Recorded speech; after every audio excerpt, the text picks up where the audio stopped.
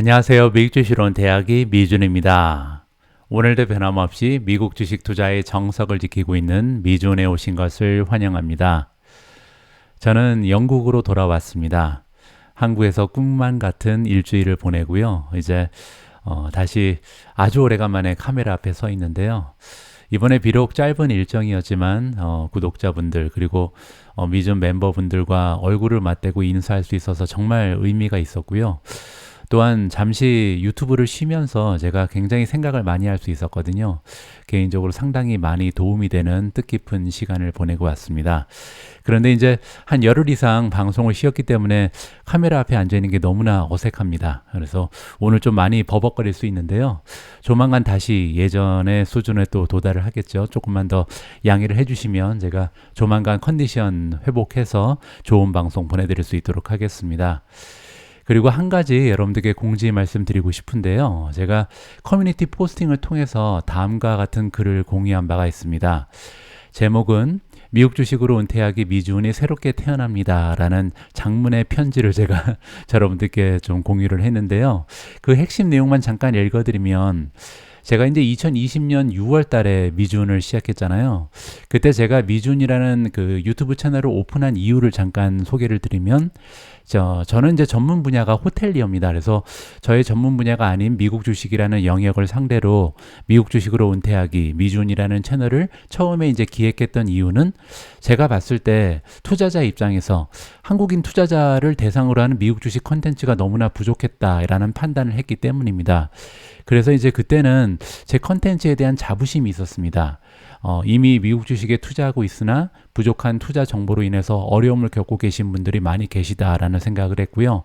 또 아예 미국 주식 투자에 관심이 있지만 언어적인 문제 그리고 제한적인 정보로 인해서 시작을 못 하시는 분들도 많이 계실 거다 이런 생각을 했습니다. 그렇기 때문에 어느 정도 제가 하고 있는 일에 대한 자부심을 느끼면서 매일매일 지난 3년간 지치지 않고 부지런히 그리고 아주 신나게 컨텐츠를 만들어서 여러분들과 공유할 수 있었던 것 같습니다. 그런데요, 최근 들어서는 이제 조금씩 힘이 빠지거든요. 저는 왜 이렇게 요즘에 제가 좀 동기부여가 되지 않나 이렇게 생각을 해봤더니요. 3년간 미국 주식 투자 관련해서 너무나 많은 변화가 있었기 때문입니다. 이제는요, 더 이상 미국 주식 투자를 위한 정보가 부족하지 않다고 생각을 하게 됐습니다. 아니, 오히려 최근 들어서는요, 너무나 많은 각종 투자기관, 전문가들, 그리고 수많은 크리에이터들이 정말 많은 정보를 이제 쏟아내고 있잖아요. 따라서 투자자 입장에서는 이제 필요한 거는 제가 그동안 2020년, 2021년, 2022년까지 추구해왔던 어떻게 하면 가급적이면 많은 정보를 제공하면서 미국에 있는 그 투자자들과 동등한 입장에서 투자를 할 수 있을까? 이게 이제 예전에 제가 생각했던 저의 역할이었거든요. 그런데 그 역할이 더 이상 필요하지 않게 된 거죠. 왜냐하면 투자 정보는 이제 넘쳐나거든요. 그래서 저 역시도 이제는 제 컨텐츠에 대한 방향성을 변화시켜야겠다. 따라서 이제부터는요, 조금 더 빠르고 쉽고 그렇게 여러분들이 쉽게 이해하실 수 있는 접근성이 좋은 이런 정보, 그리고 결정적으로 미국 주식 투자의 성공에 직접적으로 연결될 수 있는 차별성 있는 컨텐츠를 제공해 드려야겠구나라는 생각을 하게 됐습니다. 결론적으로 말씀드리면 앞으로 이제 미준 유튜브 채널 그리고 미준 멤버십 플랫폼을 통해서 전달해 드릴 컨텐츠는요, 그 형식 그리고 내용에 있어서 많은 변화가 있을 예정입니다. 그리고 그 첫 번째 단추로요, 제가 오늘 좀 말씀드리고 싶은 부분은요, 오늘의 미국 주식 뉴스 오미주에 대한 변화입니다. 지금까지 이제 미준 유튜브 채널을 사실 이 오미주 위주로 진행이 돼 왔잖아요. 그런데 이제 한 가지 제가 이제 생각할 때 커다란 변화를 줘야겠다. 왜냐면 제가 너무나 많은 시간과 에너지를 이 오미주를 통해서 지금 소비하고 있는 상황입니다. 그래서 앞으로는요, 미준 유튜브를 통해 전달해 드리는 이 오늘의 미국 주식 뉴스 오미주는 제가 미리 번역해 놓은 한국어 기사를 통해서 진행될 예정이 있습니다. 그렇게 되면요, 영어에 이제 익숙하지 않으시거나 아니면 영어 공부에 관심이 없으신 분들도 쉽게 이해하실 수 있고 따라오실 수 있는 오미주 컨텐츠가 될 것으로 기대를 하고 있고요. 또 한 가지 중요한 부분은 제가 영어 기사를 이제 한국어로 번역하면서 진행할 때는 좀 시간이 오래 걸렸습니다. 그리고 에너지도 굉장히 많이 소비가 됐거든요. 그런데 앞으로는 이 오늘의 미국 주식 뉴스 방송이 예전에 비해서는 훨씬 짧아질 것으로 기대가 됩니다. 그렇게 되면요, 미중 구독자분들께서는 조금 더 짧은 시청 시간에 같은 양의 정보를 쉽게 그리고 빠르게 습득하실 수 있다, 이렇게 생각이 되고요. 제 입장에서도 이제 효율적으로 오미주를 운영하다 보면 여분의 시간 그리고 에너지가 확보가 되잖아요. 이러한 시간과 에너지를 활용을 해서 앞으로 조금 더 다양한 미존 유튜브 컨텐츠 그리고 미존 멤버십 컨텐츠를 생산하고 여러분들께 공유해 드릴 수 있다, 이렇게 확신하고 있습니다. 따라서 앞으로 여러 가지 새롭게 추가될 컨텐츠가 있을 텐데요. 여기에 대해서는 향후에 별도로 안내 말씀을 드리도록 하겠습니다. 자, 그리고 제가 지금까지 이제 저의 생각을 정리해서 여러분들과 공유를 했는데요. 이러한 저의 판단이 여러분들의 생각과 일치하는지 한 번 더 확인을 해보고자 합니다. 그래서 이제 간단한 설문조사를 하고 있는데요. 지금 현재 진행되고 있는 기존의 방식대로 영어로 된 기사를 읽고 즉흥적으로 해석하면서 의견을 덧붙이는 방식으로 오미주를 계속해서 이어나갔으면 좋겠다, 이렇게 여러분들이 생각하시면 1번의 표를 좀 주시고요. 두 번째로 미리 번역된 한국 기사를 좀 더 스피드 있게 읽어나가면서 추가 해설 그리고 의견을 덧붙이는 방식으로 바꿔달라, 이렇게 생각하시면 2번에 여러분들의 소중한 한 표를 행사해 주시기 바랍니다. 자, 이렇게 새롭게 도약을 위해서 많은 생각을 하고 있는 요즘입니다. 앞으로도 많은 분들께서 미존 채널 그리고 미존 멤버십에 지속적인 관심과 사랑을 보내주시기 바랍니다. 자, 그러면 9월 28일 새로운 형식으로 진행되는 오늘의 미국 주식 뉴스 바로 시작합니다. 일단 어제 미국 증시의 시황부터 정리해 드리도록 하겠습니다. 어제는 3대 지수가 각각 다른 모습을 보여줬는데요. 다우존스는 0.2% 하락했고요.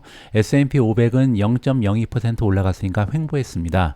나스닥은 0.2% 상승하면서 가장 좋은 추세를 만들어냈고요. 어제 테크주들 중에 가장 추세가 좋았던 종목들을 좀 정리해 보도록 하겠습니다. 사운드 하운드 AI가 12.5% 올라가면서 가장 좋은 모습을 보여줬고요. 아이온큐가 8.7% 올라가면서 최근에 이제 주가 흐름이 굉장히 좋았지 않았는데 간만에 이제 반등하는 추세를 만들어냈고요. 오픈도어가 플러스 8.05%, 클라우드 플레이어 플러스 6.81, 팔란티어 플러스 6.38, 시리미티드 플러스 4.83, 파가야 테크놀로지 플러스 4.5, 누홀딩즈 플러스 4.26, 조비 에비에이션 플러스 4.19, 리비안 플러스 3.5, 차지포인트 3.51% 올라가면서 가장 주가의 흐름이 좋았습니다. 다음은 어제 메가테크 기업들의 움직임을 보도록 하겠습니다. 세 종목은 상승했습니다. 구글이 플러스 1.55%, 엔비디아 1.33% 상승했고요. 마이크로소프트 0.21% 플러스를 보였습니다. 반면 다섯 종목은 떨어졌는데요. 아마존이 마이너스 0.06, 메타 마이너스 0.41, 넷플릭스 마이너스 0.44, 애플 마이너스 0.89, 테슬라가 1.48% 떨어지면서 가장 좋지 않은 추세를 만들어냈다, 이렇게 정리가 가능합니다. 앞에서 말씀드린 대로 오늘부터는요, 제가 한국어로 미리 번역해 놓은 기사를 여러분들과 함께 읽어볼까 합니다. 지금 보고 계신 화면은 미존 멤버십의 플랫폼이고요. 제가 이제 미존 멤버십에는 미리 번역을 한 기사를 다 올려놨습니다. 그래서 여기에서 가장 여러분들께서 관심을 많이 가질 만한 기사를 제가 이제 선정을 해서 여러분들께 읽어드릴 예정에 있습니다. 따라서 여러분들 실시간으로 미국 주식 관련된 뉴스를 접하고 싶으신 분들께서는 미존 멤버십 가입을 좀 고려해 보시면 좋겠다, 이렇게 홍보 말씀을 아울러서 드리고 싶습니다. 오늘 첫 번째로 여러분들과 함께 읽어볼 기사는요, 미국의 국채 금리 관련된 기사입니다. 어떤 내용인지 한번 살펴보시죠. 일단 기사의 제목을 보시면요, 10년 만기 미국 국채 금리가 과거 15년간 볼 수 없었던 최고 수준에 도달했다. 굉장히 끔찍한 제목이 발견되고 있습니다. 자세한 내용을 한번 읽어보시죠. 지금 현재 미국 증시에 참여하고 있는 투자자들은요, 인플레이션이 지속되고 그리고 통화 정책이 예상보다 긴축될 것이라는 우려에 무게를 두고 있다. 그렇기 때문에 이제 벤치마크 10년물 국채 금리가 계속해서 상승한다, 이렇게 볼 수가 있는 거고요. 결국은 15년 만에 최고치까지 올라갔습니다. 구체적인 숫자가 나와 있는데요. 10년 만기 국채 금리는 5베이시스 포인트가 상승했다. 5베이시스 포인트는요, 0.05%를 얘기합니다. 그러면서 4.612%까지 6%까지 올라갔고요.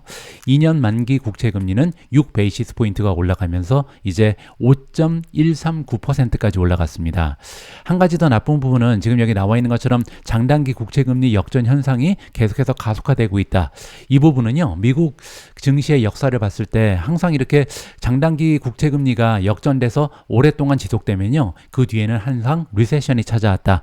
굉장히 좋지 않은 역사의 기록이 남아 있잖아요. 따라서 지금 현재 상황을 고려해 봤을 때 미국의 리세션이 찾아올 확률이 계속해서 조금씩 상승하고 있다. 이렇게 부정적으로 우리가 해석을 해볼 수가 있을 것 같습니다.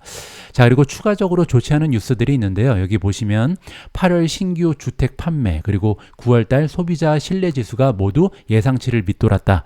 따라서 이제 주택 판매도 잘 되지 않고 소비자들의 신뢰 지수를 떨어졌다는 건요, 지금 경기 상황이 좋지가 않다. 이렇게 우리가 해석을 할 수가 있겠죠. 자, 그런데 문제는 지난주에 있었던 FOMC 미팅이 끝나고 나서 발표된 점도표의 내용이라든지 그리고 연준 의장의 태도를 봤을 때는 금리가 더 올라갈 가능성이 굉장히 높아졌죠. 적어도 0.25%포인트 추가적으로 올라갈 가능성이 높다. 거기다 더 나쁜 점은요, 이렇게 높은 금리 수준이 장기화될 가능성이 높다. 이러한 점을 시사했거든요.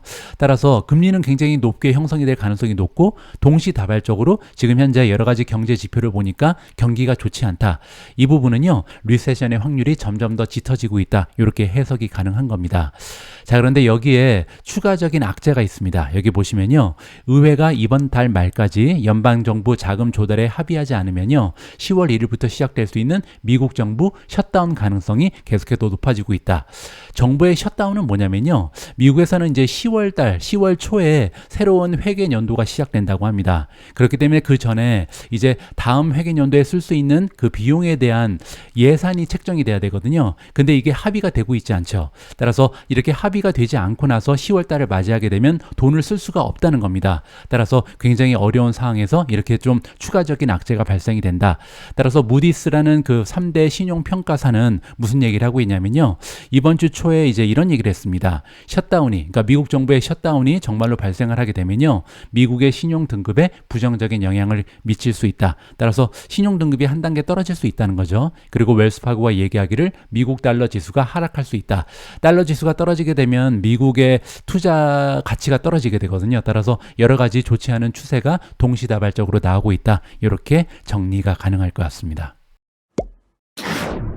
그런데 한 가지 우리가 고려하고 있어야 할 부분은요, 미국 정부의 셧다운은 이번에 처음이 아닙니다. 과거에도 진짜로 한 달 넘게 미국 정부가 셧다운 된 적이 있거든요. 불과 몇 년 전이죠. 2018년에 있었던 일입니다. 그런데 이번 개사의 제목을 보시면요, 이번에는 최악이다. 그때보다 더 좋지 않다. 이렇게 불길한 제목이 발견되고 있고요.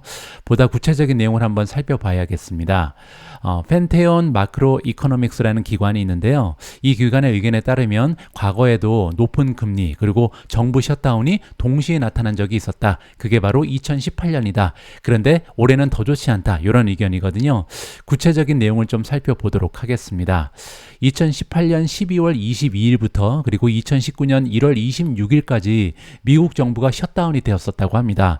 그렇게 되면요, 한 달 넘게 정부가 기능을 하지 못했다. 마비됐었다. 이렇게 우리가 이해를 해볼 수가 있는데요. 그때는 몇 주 동안 주식시장이 폭락했다고 합니다. 따라서 이번에도 주식시장이 폭락할 가능성이 높다. 이렇게 얘기하는 거죠. 자, 그런데 굉장히 재밌는 부분이 뭐냐면요, 여기 나와 있는 것처럼 주식이 언제 떨어졌냐, 이 시점인데요. 보시는 것처럼 12월 3일이 고점이었다고 합니다. 그리고 나서 셧다운이 시작된 게 12월 22일이라고 말씀드렸잖아요. 그때까지 2주 동안 S&P 500이 무려 15.5% 하락했다고 합니다. 따라서 이 셧다운이 시작된 날이 오히려 바닥이었다. 그 이후로는 주식이 오히려 상승했다. 이렇게 볼 수가 있는 거죠.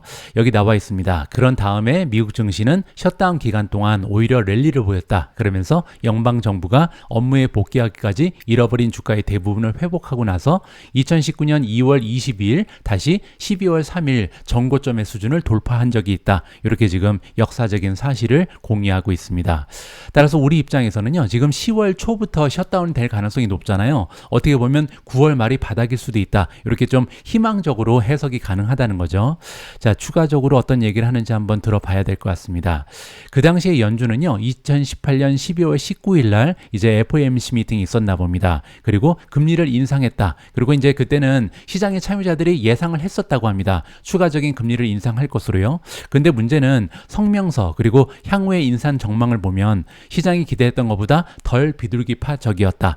그 얘기는요, 지금 상황하고 너무나 비슷한 거죠. 왜냐면 지난주에 우리도 이제 FOMC 미팅 끝나고 나서 점도표 그리고 성명서를 보고 우리가 이제 느꼈던 점은 생각보다 너무나 매파적이다 이렇게 우리가 느꼈었잖아요. 따라서 2018년의 상황과 지금 현재 2023년 상황은 너무나 비슷한 상황이다 이렇게 우리가 정리를 해볼 수가 있는 거죠.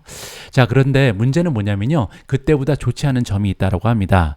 자, 이번 셧다운은요, 재량 지출을 승인하는 12개의 세출 법안이 있는데 그 중에서 아직까지 통과된 법안이 하나도 없다라고 합니다. 따라서 완전히 100% 막혀져 있다는 거죠. 2018년에는요, 셧다운 하기 전에 5개의 법안이 이미 통과된 상태라고 합니다. 따라서 12개 중에 5개가 통과가 된 상황이었기 때문에 7개만 통과 못 되고 셧다운이 됐다 이렇게 볼 수가 있는죠. 그리고 2018년에 이 정부 셧다운으로 인해서 일을 하지 못했던 근로자의 숫자는요 38만 명입니다. 따라서 38만 명의 근로자, 정부 관련된 공무원들을 얘기하겠죠. 공무원들이요 모두 무급 휴가를 받았다고 합니다. 한 달 동안 일을 못했다는 거죠. 한 달 넘게. 그런데 이번에는요, 지금 통과된 법안이 하나도 없기 때문에 셧다운이 발생하게 되면 그 수가 80만 명으로 늘어날 가능성이 높다. 따라서 그때보다는요 2배 이상 상황이 지금 굉장히 좋지가 않다. 이렇게 이번 기사에서 알려주고 있습니다. 자, 과연 역사는 또 한 번 반복될 것인가? 실제로 셧다운이 일어날 것인가? 그리고 셧다운이 일어나게 되면 2018년에 보였던 것처럼 미국 증시가 오히려 바닥을 찍고 상승할 것인가? 관심을 가지고 한번 지켜볼 필요가 있을 것 같습니다. 다음은 엔비디아 관련된 기사를 준비했습니다. 기사의 제목을 보시면요, 엔비디아가 새로운 매출 성장 동력이 있다라고 얘기하고 있고요. 그 매출 성장 동력은 뭐냐면요, 엔비디아의 DGX 클라우드다. DGX 클라우드는 뭐냐면요, 엔비디아의 클라우드 서비스인데 다른 클라우드 서비스랑은 차이점이 있습니다. 일단 인공지능에 특화된 클라우드 서비스다 이렇게 보시면 되고요. 그리고 또 하나의 굉장히 커다란 셀링 포인트가 있는데요. 어떠한 부분이 있냐면 엔비디아의 GPU가 있잖아요. 이 GPU가 인공지능을 구동하는데 가장 중요한 요소죠. 그런데 문제는 너무나 비싸죠. H100라는 GPU 하나 가격이 수만 달러 하잖아요. 따라서 작은 기업 입장에서는 이렇게 많은 GPU를 이렇게 사서 비용을 지불하면서 이 인공지능을 구축할 힘이 없습니다. 그렇기 때문에 이제 개발된 게 DGX 클라우드다 이렇게 보시면 되고요. 이거는 구독 모델입니다. 구독비를 내면요, 엔비디아가 구축하고 있는 GPU를 이 클라우드 상에서 마음대로 이용할 수 있는 거거든요. 따라서 기업들 입장에서는 GPU를 사지 않고도 엔비디아의 GPU를 이용할 수 있는 구독 서비스가 마련되고 있다. 이렇게 우리가 긍정적으로 이 클라우드 서비스의 장점을 해석해 볼 수 있습니다. 조금 더 자세한 내용을 읽어보시면서 하면 이해가 좀 가능하실 것 같고요. 자, 이번에 투자회사 UBS가 등장을 하고요. 이 UBS의 주장에 따르면 엔비디아는 현재 10억 달러에 불과한 DGX 클라우드 매출을 창출하고 있다. 따라서 지금은요, 엔비디아 전체 매출에서 1%, 2%밖에 되지 않는 굉장히 작은 매출입니다. 하지만 엔비디아 고객사들과 이제 UBS가 대화를 해봤더니요, 엔비디아가 지금보다 훨씬 더 많은 매출을 DGX 클라우드에서 창출하게 될 것이다. 이렇게 조심스럽게 예상을 하고 있습니다. 자, 엔비디아 관련해서 UBS는 지금 매수 등급 그리고 목표 주가는 560달러를 제시하고 있는데요. 그렇게 되면 지금 현재 주가에서 30% 이상 급등할 수 있는 가능성이 있다. 아직까지도 엔비디아 주가는 많이 달릴 수 있다. 이렇게 보고 있는 거죠. 애널리스트 이름이 나옵니다. 티모시 아큐리라는 전문가인데요. 한번 살펴보도록 하겠습니다. 티모시 아큐리는 별 5개를 받고 있는 최상의 등급 애널리스트고요. 8,548명 중에 무려 10위에 랭크가 되어 있습니다. 탑 10에 속하고 있는 굉장한 전문가죠. 자, 석세스 레이스를 보시면요, 거의 70%에 육박합니다. 따라서 10개의 주식을 추천하면 7개는 맞아 떨어진다. 이렇게 볼 수가 있고요. 지난 1년 동안 평균 수익률이 28.3%. 따라서 굉장히 수익률이 좋은 최고의 전문가 중에 한 명다. 이렇게 우리가 평가를 해볼 수가 있겠죠. 자, 굉장히 많은 반도체 관련된 주식을 지금 커버하고 있는데요. 대부분이 홀드입니다. 따라서 지금 현재 티모시 아큐리가 보기에는 반도체가 전반적으로 좋지 않은 추세를 보이고 있다. 이렇게 우리가 해석을 해볼 수가 있고요. 뭐 가령 텍사스 인스트루먼트라든지 퀄컴이라든지 인텔 대부분 다 지금 홀드를 받고 있죠. 자, 딱 세 종목이 지금 매수 의견을 받고 있는데요. 첫 번째는 엔비디아는 560이 목표 주가죠. 31.86% 추가적인 상승이 가능하다. 두 번째로 램 리서치가 좋습니다. 매수 의견을 받고 있고요. 목표 주가는 750. 그렇게 되면 지금 현재 주가에서 22.17% 추가적으로 달릴 수 있다. 이렇게 해석이 가능하고요. 자, 마지막으로 AMD를 굉장히 좋게 보는 것 같은데 현재 매수 의견을 받고 있을 뿐만 아니라 목표 주가가 150달러입니다. 그렇게 되면요, AMD는 현재 주가에서 무려 53% 추가적으로 달릴 수 있는 여력이 있다. 이렇게 긍정적으로 해석이 가능하겠죠. 자, 어쨌든 이렇게 좋은 성적표를 보이고 있는 전문가가 얘기하기를 엔비디아가 새로운 성장 동력이 있다. 이렇게 지금 얘기하는 거죠. 자, 조금 더 자세한 내용을 읽어보도록 하겠습니다. 자, 이렇게 엔비디아의 DGX 클라우드에서 좋게 평가하는 이유가 설명되고 있는데요. 점점 더 많은 클라우드 서비스 제공 업체가 이 시스템으로 전환하고 있다. 이렇게 얘기하고 있고요. 따라서 엔비디아는 DGX 클라우드를 이렇게 사용해서 돈을 벌 수 있는 기회가 계속해서 확장되고 있다. 따라서 결론적으로 연간 100억 달러 정도의 매출을 창출할 수 있을 것이다. 지금은 10억 달러인데 10배 정도 상승할 가능성이 높다는 거죠. 그것도 굉장히 단기간에 이러한 상승이 가능하다. 이렇게 보고 있는 것 같습니다. 여기 보시면요, 더 많은 클라우드 서비스 제공 업체가 이 시스템으로 전환하고 있다. 이렇게 얘기하고 있는데요. 제가 바드에 대해서라서 한번 살펴봤습니다.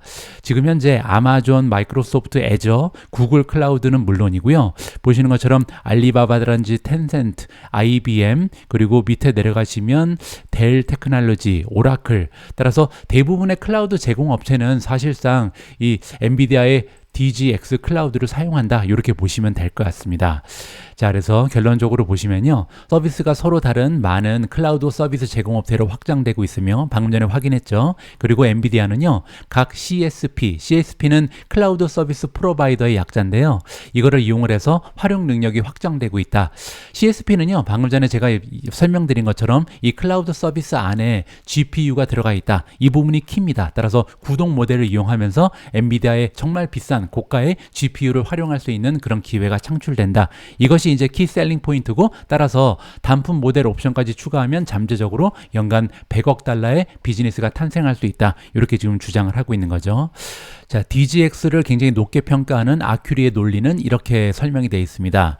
일단 엔비디아는요, GDX 클라우드에 추가 제품을 더할 수 있는 것이 핵심이다.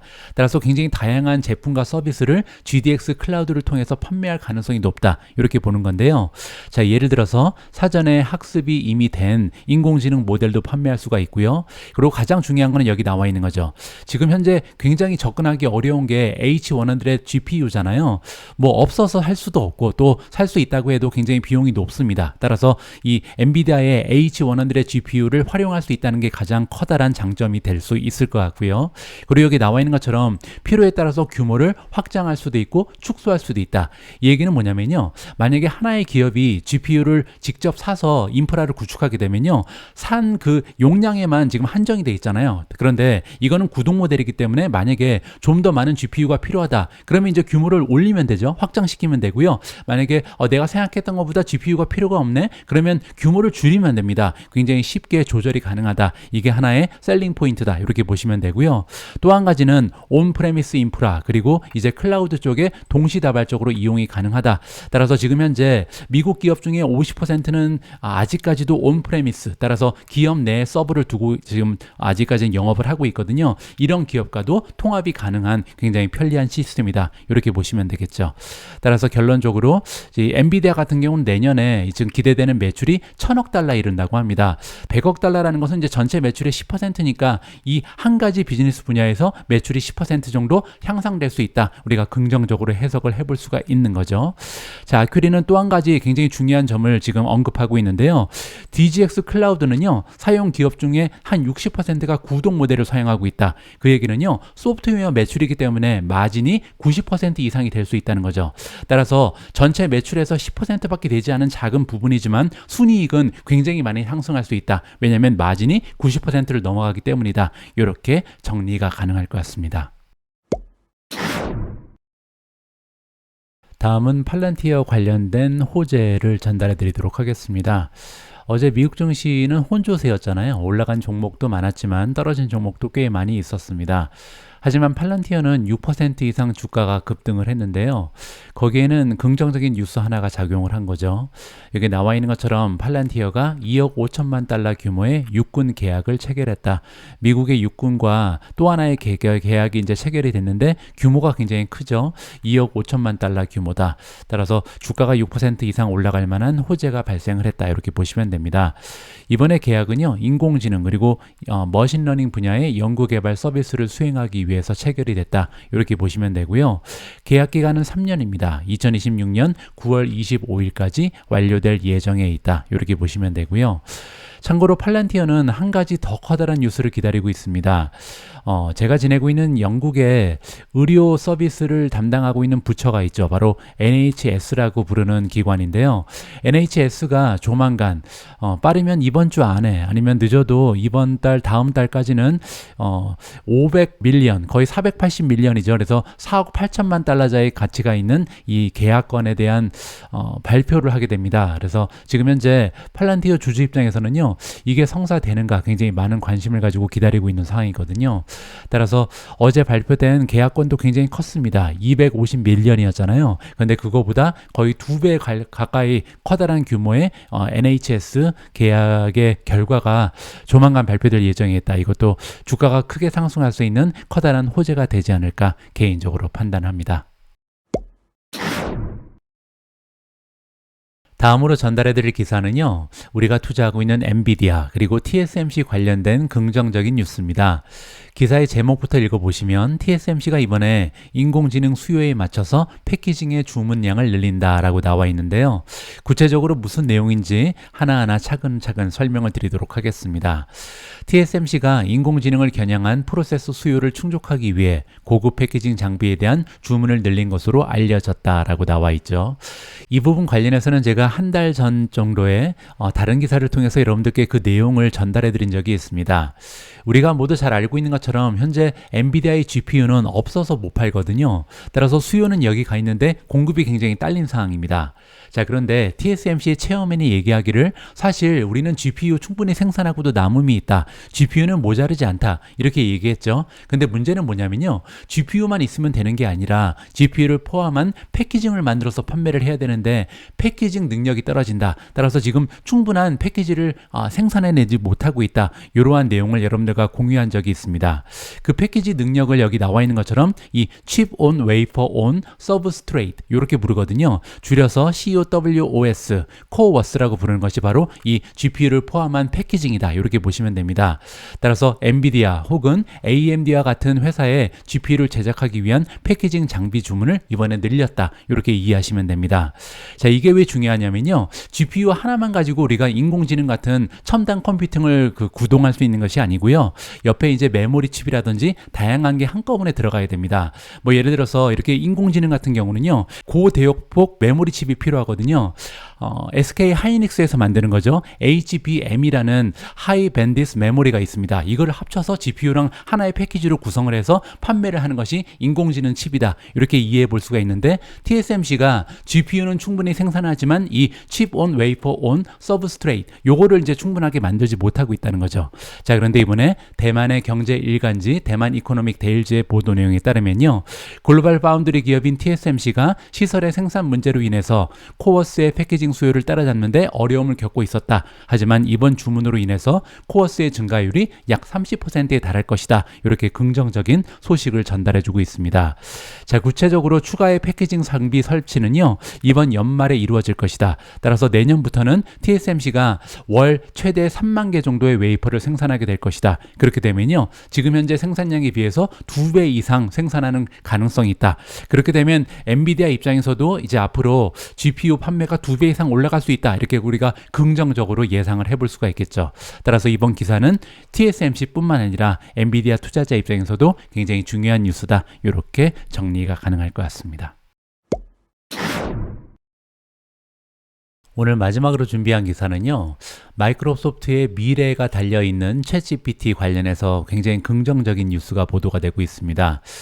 아마존의 주주 입장에서는 조금 슬픈 내용입니다. 왜냐하면 챗GPT와 이제 아마존의 알렉사를 비교하면요, 알렉사는 이제 말로 대화가 가능하죠. 그게 이제 챗GPT랑 어떻게 비교했을 때 하나의 장점이었는데 이제는 그 장점마저 없어지는 것 같습니다. 왜냐하면 챗GPT가요, 이제는 보고 듣고 말할 수 있다라는 엄청난 뉴스가 보도되고 있기 때문입니다. 자세한 내용을 한번 읽어보시죠. 마이크로소프트로부터 수십억 달러를 지원받은 오픈 AI가 이번에 새로운 업데이트를 발표했는데요. 드디어 챗GPT가 보고 듣고 말할 수 있다라는 굉장한 소식이 전달되고 있습니다. 오픈 AI는 샘 알트먼이라는 사람이 이끌고 있죠. 자, 이번에 블로그 게시물에서 발표하기를 이번에 업데이트를 통해서 이제 챗GPT 앱을 사용하는 사람이요, 결정을 할 수 있다고 합니다. 텍스트로 그냥 계속해서 커뮤니케이션을 할 수도 있고요. 아니면 챗GPT와 이제부터는 음성을 통해서 대화가 가능하다. 그리고 응답을 이제 음성으로 들을 수 있다. 이렇게 우리가 이해를 해볼 수가 있죠. 거기에 그치지 않습니다. 챗GPT가 이제 이미지를 이해할 수 있다. 따라서 이미지를 공유하고요, 이 이미지 안에 나와 있는 것에 대한 질문을 하면 챗봇이 응답을 할 수 있다. 이렇게 우리가 이해를 해볼 수가 있습니다.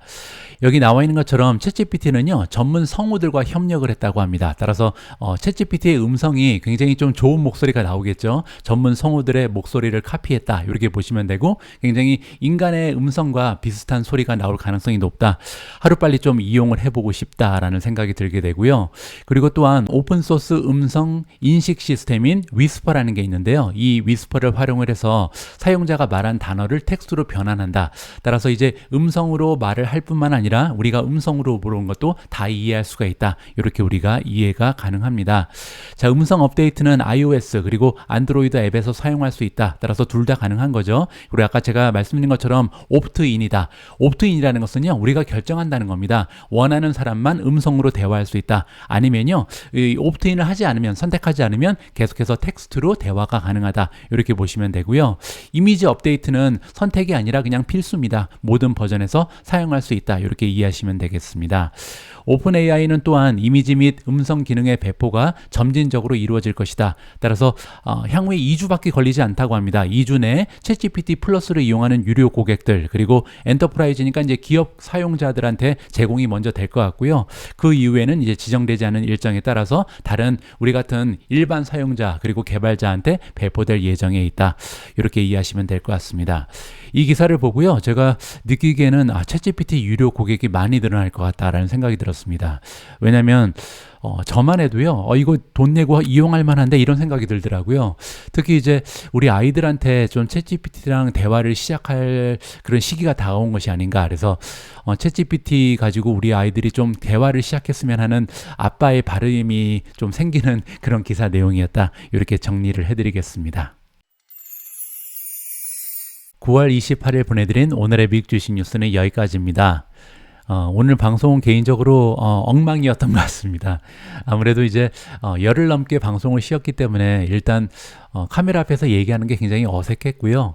또한 지금까지는 이제 영문으로 된 기사를 읽다가 갑자기 한국어로 된 기사를 가지고 방송을 운영하다 보니까 굉장히 좀 낯선 느낌이 듭니다. 물론 이제 제 생각에는 한 일주일 정도 지나면 확실히 이제 한국어 기사를 보면서 진행하는 게 제 입장에서도 훨씬 더 쉽지 않을까 판단을 하고 있고요.